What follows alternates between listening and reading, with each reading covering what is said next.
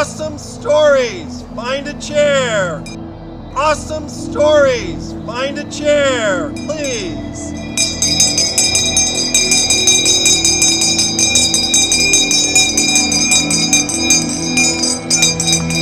Three minutes.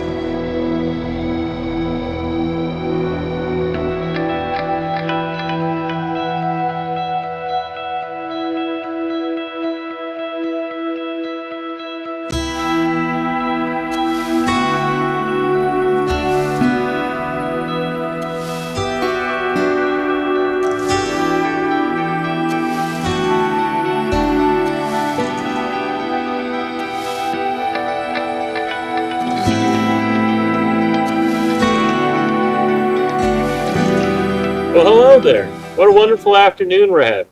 Perfect weather for sports, don't you think? You know, I'm actually thinking of peeking in on next year's Summer Olympics in Paris.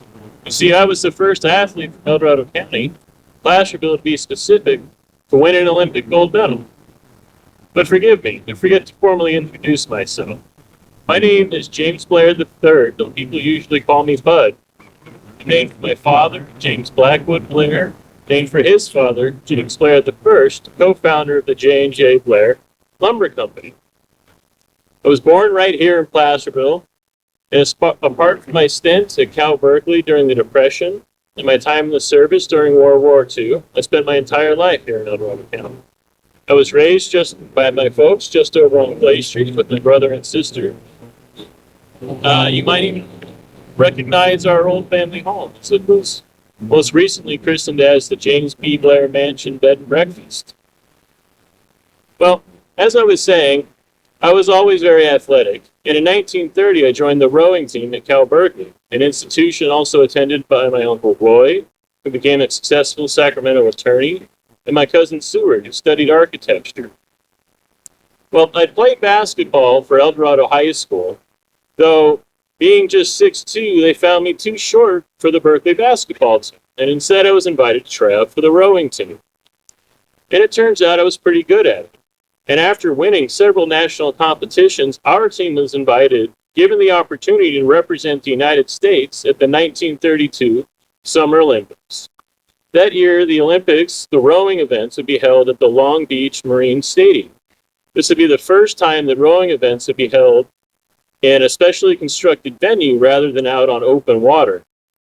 Now, the Olympics that year had men's and women's events with a focus on sculling and eights races. Sculling involved rowers using 2 oars each, and eights involved a team of 8 rowers with the coxswain steering the boat. On our team, I was the smallest of the 8 rowers at just 168 pounds. The eights event that year finished with 8 teams, all within one single boat length, and first and second place separated by just a foot. And so it was that the Cal Berkeley men's rowing team won first place, and that's how I became the first gold medal Olympian from El Dorado County. After the Olympics, I finished with a degree in business from Cal Berkeley, and 10 years later, after war broke out with Japan, I joined the Army and was stationed in the South Pacific for the duration of the war. After the war, I came back to Placerville, and that's when I met my girl, Gail Elizabeth Lockhart, who lived just over on Canal Street. Gail had 2 children from a previous marriage, David and Anita, and I was glad to be able to help raise both of them. It was because of Anita that Gail and I became grandparents to 5 beautiful grandchildren. Anita and her husband raised their family just down the hill in Carmichael, and we were very fortunate to see our grandchildren often. Well, just after Gail and I got married, I became office manager for the Placerville Fruit Growers Association, a post I held for 27 years. Placerville and Camino were pear growing country, and I was glad to be able to help support the ag sector here in El Dorado County. In fact, several of my cousins still cultivate orchards in Camino to this day, such as the Harris Family Farm and Rainbow Orchards. Now, as I said, Placerville and Camino were pear growing country, and at one point, we grew over 52,000 tons of pears annually, and were home to the largest packing house in the entire United States with over 300 members. Well, that number of 52,000 had fallen to less than 9,000 by the mid-1960s after a pear blight had nearly wiped out all of our local orchards.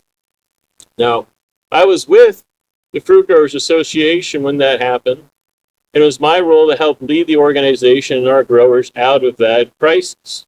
In specific, it was my role to help our growers make the transition from growing pears to growing apples. You see, our local climate was found to be perfect for growing apples with the rich soil of the Sierra foothills combined with their long, cool winters.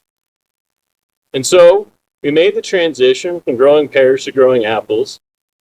And it was actually so successful that we decided to rename our growing district as the Apple Hill, which I'm sure, as many have noticed, has been very successful to this day.